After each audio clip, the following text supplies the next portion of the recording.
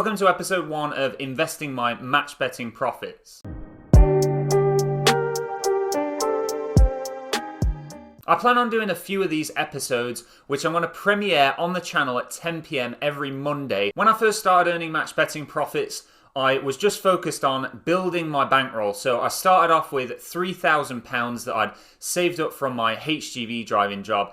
And all I wanted to do was just build that bankroll even more. Because as many of you know that are already doing match betting, the more money that you have to put into it, the more money you can make. But then as I got to over £10,000 in bankroll, so the total amount of money that I was using to do match betting, I really wanted to just start treating myself. I had no focus on putting that money anywhere that would grow my money more or investing it or anything like that. So I'm going to give you some examples now of everything that I think I've spent on that was just on enjoyment from match betting profits. There was 3 different hotels that my partner and I went to stay at across a period of time.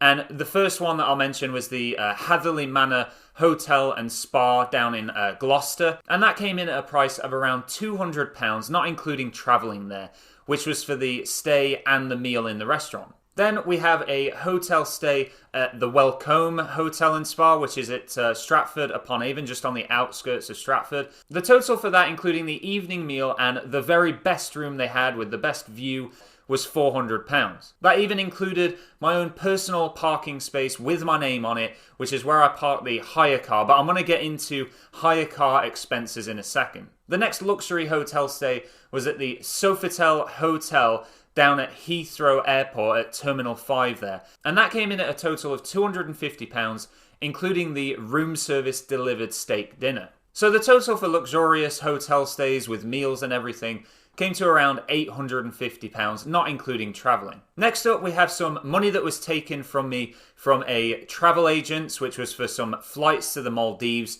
That trip never happened, but the flight money still hasn't been refunded. So I'm going to count that as money that's been spent, because at the moment, I don't know if I'm ever going to get that money back. If I do get that money back, I'll put the £1,250 that was spent on those flights back into the match betting profit part, in order to invest that in future. You can check out this video here that I did reviewing that company, and I'll leave a link to that at the end of this video. The more people that know about that company, the better really. Next up, we have hire cars that I've hired over the 2 years of me doing match betting, as well as a car that I actually bought on finance. But let's get into the first car. So the very first one was the Audi R8 Spider that I rented, and that cost me £850 for the day. And that's the one that I used to stay at that nice hotel at Stratford there, the Welcome. Another car that I'd hired was a BMW M4 convertible in gold, and that was actually a really good deal. That was 3 days for £600, which £600 for a car for 3 days is a lot of money, and I wouldn't dream of spending that now. But at the time, as I say, it was something that I just wanted to treat myself. I'm a massive BMW fan. And the M4 is a car that I'd always wanted to drive. So to see that there was a special deal on for 3 days for £600, I had to go for it. Then we have the very most expensive hire car that I've ever rented, which was a McLaren 720S Spider. Now, brand new to buy, they're actually £250,000. I did hire it for 2 days, which my partner told me I'm an idiot for hiring it for 2 days. We should have just gone for the 1 day.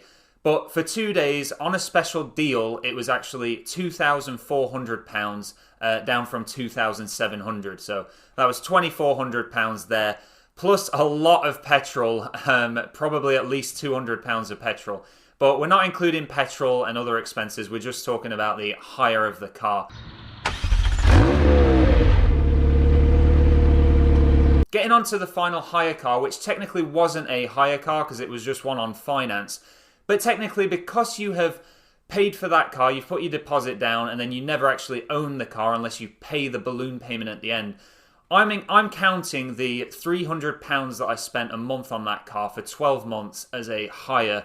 So that was £3,600 there. And that actually took a deposit of £8,500. But because when I sold the car on, I did get all my £8,500 back from that, I won't count the £8,500 there. That is still in the match betting profits part. The reason why I was able to get my £8,500 back, when normally when you get a new car, you will lose a lot of money, is because I'd actually got it as a 6-month-old ex-demonstrator car. So instead of it being 40 grand for me to buy brand new, it was actually £30,000. I managed to negotiate the price down to 29,500, and then when I came to sell the car on, I actually got 29,500 for it because it was a limited edition, one of only 150 in the UK Seat Leon Cupra R. So whenever you get a limited edition of anything, the likelihood is it's going to hold its value much more. Now, of course, if I would have got that car brand new for 40,000, that would have meant a loss of £10,500 there. But there'll be videos coming on the channel about what kind of cars you should buy in order to save money and all that good stuff. So do stay tuned for that content coming soon. Adding all of that up then, the flights, hotel stays, and the hire cars, we get to a grand total of £9,550. Taking that away from the profit part of £27,000, we're now left with £17,450 left to play with and invest into stuff that's going to now grow that money. If you've enjoyed this video, please do now press the like button, and if you want to check out the episode 2 of investing my match betting profits, then that video will be up on the channel next Monday at 10 PM. But now you've seen how I've wasted / enjoyed nearly £10,000 of my match betting profits. As usual, thank you very much for watching, and I'll see you in the next one.